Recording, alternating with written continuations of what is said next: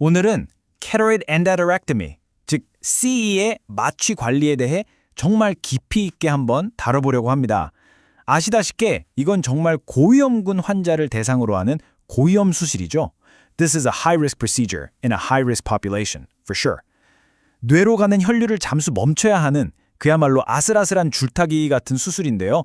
이런 상황에서 우리 마취과 의사들이 어떻게 환자의 뇌와 심장을 안전하게 지켜내고 최상의 결과를 만들 수 있는지 그 핵심 전략들을 하나하나 꼼꼼하게 짚어보겠습니다.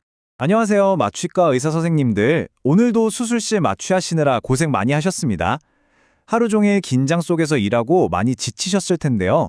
잠시 머리도 식힐 겸 우리에게는 정말 중요하고 또 늘 도전적인 주제인 이 CEA 마취에 대해 같이 이야기 나눠보는 유익한 시간을 가져볼까 합니다. 오늘 우리가 함께할 여정은 이렇습니다. 먼저 CEA가 도대체 어떤 수술이고 왜 하는지 큰 그림부터 확실히 잡고 갈 거고요. 그 다음엔 수술 중 가장 심장이 쫄깃해지는 순간들을 어떻게 관리할지 알아볼 겁니다. 그리고 실제 케이스를 통해 현장감을 제대로 느껴본 다음 수술 후에 우리가 절대 놓치면 안 되는 합병증들을 짚어볼 거고요. 마지막으로 CEA 마취의 영원한 숙제죠. 전신 마취냐 부위 마취냐 하는 문제와 최신 모니터링 그리고 대안 시술까지 쭉 훑어보겠습니다. 오케이, are you ready? Let's dive right in. 자, 첫 번째 섹션입니다. CEA 마취에서 우리 마취과 의사의 역할에 대해 알아볼 텐데요. 모든 관리의 시작은 왜 이 수술을 하는지 그리고 누가 이 수술을 받는지 그 근본적인 이유를 이해하는 것에서부터 출발합니다. 먼저 CEA가 뭔지 정의부터 확실히 하죠. 경동맥 내막 절제술은요, 쉽게 말해 경동맥 분기부에 낀 기름때, 즉 죽상경화성 플라크를 긁어내는 수술입니다. 근데 여기서 핵심은 이게 치료 목적이 아니라 허혈성 뇌졸중을 예방하기 위한 수술이라는 점이에요. The primary goal here is stroke prevention, not treatment. 이 예방이라는 단어에 별표 5개 쳐야 합니다. 왜냐하면 이건 곧 수술 자체가 환자에게 새로운 뇌졸중이나 합병증을 유발해서는 절대 안 된다는 뜻이거든요. 우리의 미션은 수술 관련 합병증 발생률을 거의 제로에 가깝게 만드는 겁니다. 그럼 어떤 환자들이 이 수술로 가장 큰 이득을 볼까요? The evidence is overwhelmingly clear. 이미 TIA, 그러니까 일과성 허혈 발작이나 가벼운 뇌졸중 같은 경고 신호를 경험한 환자들입니다. 이분들에게 CEA는 단순한 옵션이 아니라 앞으로의 인생에서 뇌졸중이라는 큰 재앙을 막아줄 수 있는 아주 강력한 무기인 셈이죠. 저명한 NACAT 연구 결과가 이걸 숫자로 아주 명확하게 보여줍니다. 심한 협착이 있는 증상성 환자가 CEA 수술을 받았을 때 2년 안에 뇌졸중이 생길 확률이 9%였습니다. This 9% figure is our benchmark. 우리가 이 수술을 통해 환자의 미래를 얼마나 긍정적으로 바꾸고 있는지 보여주는 아주 의미 있는 숫자라고 할 수 있죠. 자, 그런데 만약 이 환자들이 수술을 안 받고 약물 치료만 했다면 어땠을까요? 결과는 충격적입니다. 2년 내에 뇌졸중 발생률이 무려 26%까지 치솟았습니다. 9% 대 26%. 이 어마어마한 차이 보이시나요? 바로 이것 때문에 우리가 심장, 뇌 관련 위험을 감수하면서까지 이 수술을 적극적으로 시행하는 겁니다. The benefit is just too significant to ignore. 그럼 아직 증상이 없는 환자들은 어떨까요? ACAS 연구를 보면 무증상 환자도 분명 이득이 있습니다. 약물 치료만 한 그룹의 5년 뇌졸중 위험이 11%였는데 수술을 같이 한 그룹은 5.1%로 절반 이상 줄었죠. So the benefit is less dramatic than in symptomatic patients, but it's still quite significant. 하지만 이득이 상대적으로 적다는 건 반대로 말하면 수술로 인한 리스크 관리가 훨씬 더 타이트해야 한다는 뜻이기도 합니다. 이제 우리가 수술실에서 만날 환자들의 전형적인 모습을 한번 그려보죠. 이분들은 그냥 목 혈관 하나만 좀 좁아진 분들이 절대 아닙니다. 대부분 고혈압, 관상동맥 질환, 당뇨 같은 동반 질환을 주렁주렁 달고 계시죠. 고혈압은 혈압 조절을 힘들게 하고 심장병은 수술 후 사망의 주된 원인이 되기도 합니다. 당뇨는 또 압력 반사 기능을 망가뜨려서 혈액학적 불안정성을 키우죠. Essentially, what we're seeing is that carotid disease is just one piece of a much larger puzzle of systemic atherosclerosis. 우리는 목 수술을 마취하는 것 같지만 실제로는 전신 혈관이 병든 환자의 심장과 뇌를 동시에 지키는 아주 중요한 임무를 수행하는 겁니다. 자, 두 번째 섹션으로 넘어가 보겠습니다. 바로 이 수술의 하이라이트, 가장 긴장되는 순간들을 어떻게 관리할 것인가, 특히 혈압 조절이라는 아주 역동적인 과제에 대한 이야기입니다. This is really where we as anesthesiologists can make a huge difference. 바로 이 순간, 외과 의사가 경동맥에 클램프를 거는 바로 이 순간이 CEA 수술의 심장부입니다. 뇌로 가는 8차선 고속도로가 갑자기 전면 통제하는 것과 같아요. 이 몇 분에서 길게는 몇십 분 동안 뇌는 오직 윌리스한이라는 좁은 우회도로에만 의존해야 합니다. Our number one job during this clamping time is to ensure the brain gets enough blood through those tiny collateral pathways. 그래서 우리의 혈압 관리 전략은 마치 3막짜리 연극처럼 상황에 따라 계속 바뀌어야 합니다.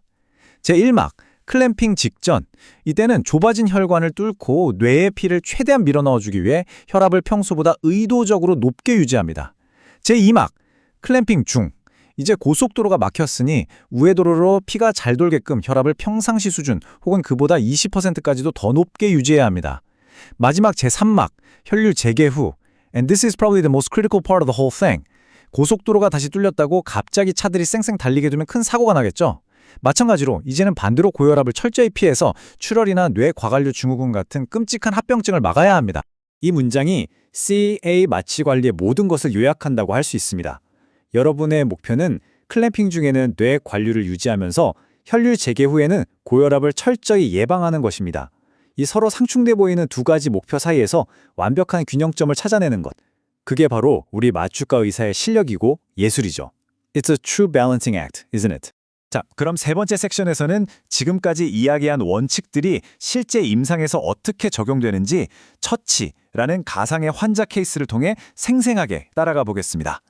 Let's put these principles into practice with a case study. 처치 씨는 68세 남성으로 작고 잠깐씩 말이 어눌해지고 팔에 힘이 빠지는 TIA 증상으로 병원에 왔습니다.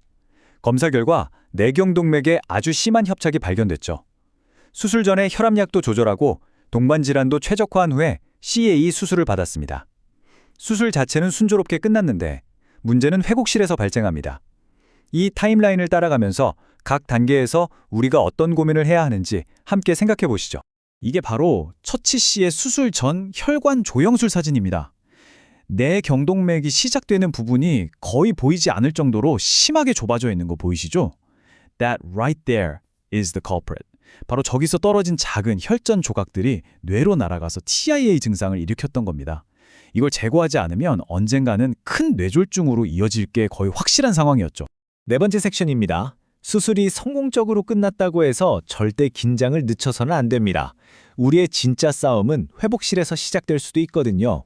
The post-operative period is just as critical as the intra-operative management. 처치 씨의 케이스를 계속해서 따라가 보겠습니다.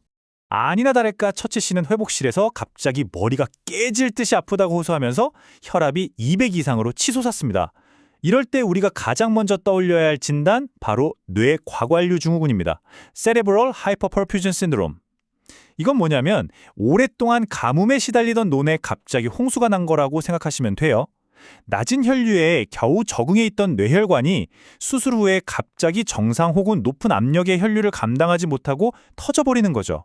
뇌부종 발작 심하면 뇌출혈까지 일으키는 정말 무서운 합병증입니다. 물론 모든 환자에게 이게 생기지는 않아요. 하지만 특히 조심해야 할 고위험군이 있습니다. 최근에 뇌졸중을 앓았거나 반대쪽 경동맥도 상태가 안 좋거나 수술 후 뇌혈류가 너무 급격하게 증가한 경우죠. But the single most important risk factor is severe post-operative hypertension. 수술 후 고혈압은 그냥 위험인자가 아니라 과관류 증후군의 방아쇠 역할을 합니다. 그래서 우리는 처치 씨의 혈압을 잡기 위해 아주 공격적으로 치료에 들어갔습니다. 보통 이런 상황에서는 명확한 프로토콜을 따르는 게 중요하죠. 1차로는 알파, 베타 차단제인 라베타로를 10mg씩 천천히 주고요. 이걸로 안 되면 2차로 혈관 확장제인 히드랄라진을 씁니다. 그래도 혈압이 잡히지 않는다면 그때는 GTN 같은 약물을 지속적으로 주입해야 합니다. And it goes without saying, these patients absolutely need to be in a PACU or HDU with an arterial line for continuous, real-time monitoring. 뇌 과관류 증후군 말고도 우리가 회복실에서 눈에 불을 켜고 지켜봐야 할 것들이 더 있습니다. 수술 부위에 피가 고이는 혈종, 이거 정말 위험해요. 순식간에 기도를 눌러서 질식을 유발할 수 있는 응급 상황입니다. 또 수술 중에 경동맥동을 건드리기 때문에 압력 반사 기능이 일시적으로 고장나서 혈압이 롤러코스터를 타기도 하고요. 되돌이 후두신경이나 설화신경 같은 주변 신경 손상으로 목소리가 쉬거나 혀가 한쪽으로 쏠리는 증상도 나타날 수 있습니다. 자, 이제 5번째 섹션입니다. 아마 오늘 내용 중에 가장 뜨거운 감자가 아닐까 싶은데요. CA 맞추의 핵심 논쟁, 전신 맞추의 GA와 V 맞추의 RA 사이의 선택에 대해 깊이 있게 파헤쳐 보겠습니다. This has been the central debate in our field for decades. 이 논쟁의 핵심은 아주 간단한 트레이드오프입니다. GA의 가장 큰 장점은 뭘까요? 그렇죠. 기관 내 삽관을 통해 기도를 완벽하게 확보할 수 있다는 겁니다. Airway is cured. 반면에 RA, 즉 V마취의 장점은요. 환자가 깨어 있다는 것. 이게 바로 뇌 기능 변화를 실시간으로 가장 정확하게 감지할 수 있는 골드 스탠다드 신경감시법이 되는 거죠. 이 표를 보면서 두 방법의 차이를 좀 더 자세히 뜯어볼까요? 신경감시 측면에서 GA는 EEG나 SSEP 같은 간접적인 지표에 의존해야 하지만 RA는 환자의 의식이라는 가장 확실한 직접 모니터링이 가능합니다. 혈압학적 패턴도 달라요. GA는 수술 중에 저혈압이 잘 오고 RA는 오히려 클램핑 중에 고혈압이 문제가 될 수 있습니다. 션트 사용 빈도도 RA에서는 환자가 팔에 힘이 안 들어가요 라고 말하면 그때 넣으면 되니까 필요할 때만 선택적으로 사용할 수 있죠. As you can see, the choice isn't just about GA versus RA, it fundamentally changes how you manage the entire case. 그럼 도대체 뭐가 더 좋은 거냐? 결론이 뭐냐? 궁금하시죠? 3,500명이 넘는 환자를 대상으로 한 대규모 연구인 갈라 트라이얼이 여기에 대한 답을 줬습니다. 결론은 30일 사망률, 뇌졸중, 심근경색 발생률에서 두 그룹 간에 의미 있는 차이가 없었다는 겁니다. This trial basically told us that in experienced hands, both techniques are safe and produce similar major outcomes. 그래서 실제로는 마취과 의사의 선호도나 외과 의사와의 팀워크, 병원의 프로토콜에 따라 결정되는 경우가 많습니다. 하지만 갈라 연구 결과에도 불구하고 우리가 절대 잊지 말아야 할 사실이 하나 있습니다. 깨어있는 환자만큼 뇌 허혈을 빠르고 정확하게 감지할 수 있는 모니터는 이 세상에 없다는 겁니다. 수억 원짜리 최첨단 뇌파 감시 장비도 환자가 간신히 쥐어짜내는 팔이 이상해요. 이 한마디보다 민감할 수는 없거든요. It is, and likely always will be, the most sensitive real-time indicator of cerebral ischemia. 자, 드디어 마지막 섹션입니다. 여기서는 전신 마취를 했을 때 우리가 쓸 수 있는 여러 신경감시 도구들과 최근 CA의 강력한 대안으로 떠오르고 있는 혈관 내 시술에 대해 알아보겠습니다. Let's wrap up by looking at our monitoring tools and the future direction of this field. 전신 마취 중에는 환자가 말을 못하니까 우리는 이런 다양한 도구들을 이용해서 뇌 상태를 간접적으로 추측해야 합니다. EEG는 뇌의 전반적인 전기 활동을 보고 SSEP는 특정 신경 경로가 잘 살아있는지 확인하죠. TCD는 뇌 혈류 속도를 직접 측정하고 NIRS는 뇌 조직의 산소 포화도를 보여줍니다. Each of these gives us a different piece of the puzzle. 하지만 중요한 건 이 중 어느 것 하나도 완벽하지 않고 각각의 한계점을 명확히 이해하고 종합적으로 판단해야 한다는 겁니다. 최근에는 목을 여는 수술 대신에 혈관 안으로 접근해서 스텐트를 넣는 시술, 즉 CAS가 점점 더 많이 시행되고 있습니다. 절개가 없다는 점에서 환자들에게는 매력적인 대안이죠. This endovascular approach, carotid artery stenting, is a real game changer. 먼저 전통적인 CA 수술의 결과를 한번 보시죠. 왼쪽 사진에서 실처럼 가늘었던 혈관이 오른쪽 수술 후 사진에서는 플라크가 말끔히 제거되고 시원하게 뻥 뚫린 것을 볼 수 있습니다. This is the classic, beautiful result of a well-done open surgical repair. 이번에는 스텐트 시술, CAS의 결과입니다. 좁아진 부위에 금속 그물망을 펼쳐서 혈관을 넓혀놓은 모습이죠. 어떤가요? 최종적인 혈관 모양만 보면 CEA와 거의 구별하기 힘들 정도로 혈류가 잘 회복된 것을 볼 수 있습니다. Angiographically, the final result can look very similar to surgery. 하지만 우리 마취과 의사 입장에서는 관리가 완전히 다릅니다. CAS는 보통 환자를 재우지 않고 가벼운 진정 상태에서 진행해요. 그리고 가장 큰 특징은 풍선을 부풀리거나 스텐트를 펼칠 때 경동맥동이 자극되면서 심한 저혈압과 섬액이 온다는 겁니다. The hemodynamic profile is characterized by profound bradycardia and hypertension. 그래서 항상 아트로핀이나 승합제를 옆에 준비해두고 즉각적으로 대처할 수 있어야 합니다. 오늘 정말 긴 시간 동안 CA 마취의 A부터 Z까지 샅샅이 훑어봤습니다. 마지막으로 이 질문을 여러분께 던지면서 마무리할까 합니다. 스텐트 기술은 계속 발전하고 환자들은 점점 더 비침습적인 치료를 원하는데요. 과연 언젠가 CAS가 CEA를 완전히 대체하고 새로운 골드 스탠다드로 자리 잡는 날이 올까요? The future is definitely not set in stone. 이 질문에 대한 답을 찾아가는 과정이 바로 우리 분야를 더 발전시키는 원동력이 될 거라고 생각합니다. 오늘 함께 해주셔서 정말 감사합니다.